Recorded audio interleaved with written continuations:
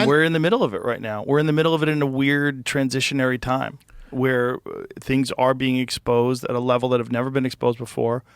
And people have an understanding of how corrupt this system is at a way they've never been able to fully comprehend before. You have an uncle that tells you, what they do is the CIA sends people. Uncle's crazy. That guy's out of his fucking mind. Then Mike Benz explains it to you and shows you charts and graphs and brings up articles and has classified documents that have been released, and he's showing you those. You're like, yeah. Well, I mean, his stuff, and I mean, look, like the Jeffrey Epstein stuff. I mean, it's just like again, all of it in every category that you could imagine. Just what's happening with the American Heart Association, trying to get people to be able to buy sugary drinks and crap food with food stamps, and then you realize, oh wait, look, these companies like Coca-Cola and Pepsi have actually donated to the American Heart Association. Yeah, and evidently some Twitter influencers too. Oh yeah, a bunch of them. Did you see that? Yeah, who have all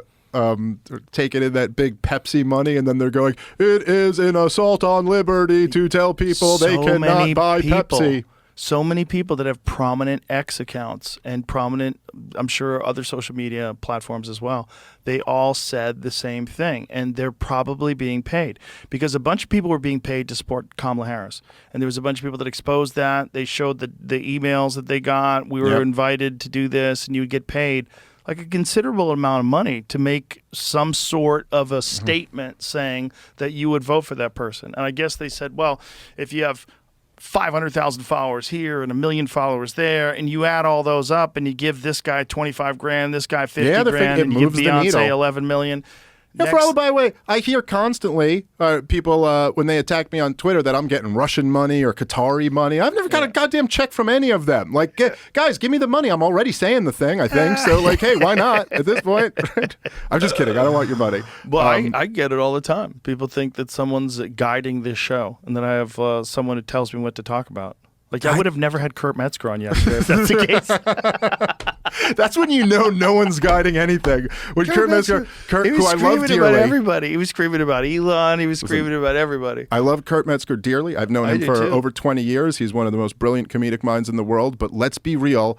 Nobody, if anyone was guiding anyone with a show, they would never allow Kurt Metzger to be on that show.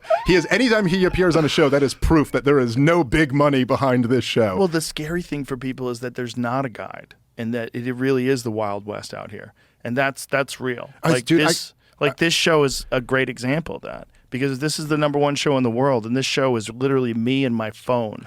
It's very interesting for me, from my perspective, and I'm sure much more for you. But like from my perspective, it's just that, like somebody who's like a regular and a good friend of yours and has been on the show many times. I mean, I get, constantly people will always come up to me and ask, "Oh, what's Joe Rogan really like?" Which is always an interesting question to me because it's like, and I always say my answer is always, I go, but you already know. Like, you already know what Joe Rogan's like. If you watch the show, you already know what Rogan... It's more of that. Like, I don't know. It's that, or it's, like, I'm not saying, like, there's not, like, any element of, like, something you might tell a close friend that you wouldn't say publicly. But, like, generally speaking, and this is true, by the way, almost with all of my favorite comedians. People be like, what was Patrice O'Neill like? You'd be like, like Patrice O'Neill? Yeah. Like exactly the guy you saw? He was that. A lot more of that. Shane Gillis is exactly like that. It's just always the case. But it was really interesting. At least, I don't know, it was just so entertaining for me after this last election, when it was almost like they finally had to admit the power that you have, because like for all those years, and we would always make fun of it over the years, but like Brian Stelter would be on CNN and he'd be like, the fringe Joe Rogan is over here. He's very controversial. And you'd be like, controversial? It's like, he's got 15 million people listening to his show and you're struggling to break 200,000. How do you get to say he's fringe, But it's almost like they had to admit after this last election, they're like, oh, and then the way they start going, well, we need our own Joe Rogan or we need our own this. And it's just, I don't know, it's very interesting where it's like, man, talk about like, you guys just don't get it. Well, my favorite one was there was a guy on CNN saying that there's a well-funded network of right-wing influencers that are organized. And they were trying to make this argument. And who are the people like Theo and you? Jen Psaki was trying to make this argument with Jon Stewart. Oh, yeah. And Stewart called her out and he was like, yeah, no, that's not right. No, she was like, well, it's a right-wing movement. She's like, it's more of a comedian libertarian movement. Yeah.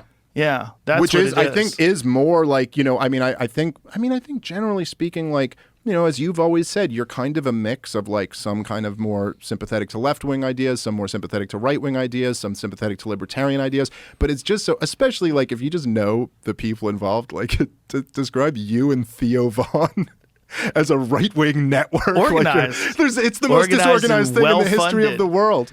Organized and well-funded. I'm not organized, and I guess I'm well-funded, but it's not for that. No, but it's from having the audience. Yeah, but it's like no one tells me anything. Like, I can have on UFO people. I can have on comedians. No, there's no feedback. I have no feedback. There's no exchange between me and Spotify in terms of who you got this week. What's the month look like? Tell us the big names. They started at the beginning of the deal. They said, okay, who's going to be the people the first week? And my manager's like, hey, it's the same show. You bought the number one show in the country. He's not doing anything different. And they're like, well, we would like to get some big names out of the gate. Like, yeah. Like, that's not what we do here. No, I'm not going to change. It's the same show.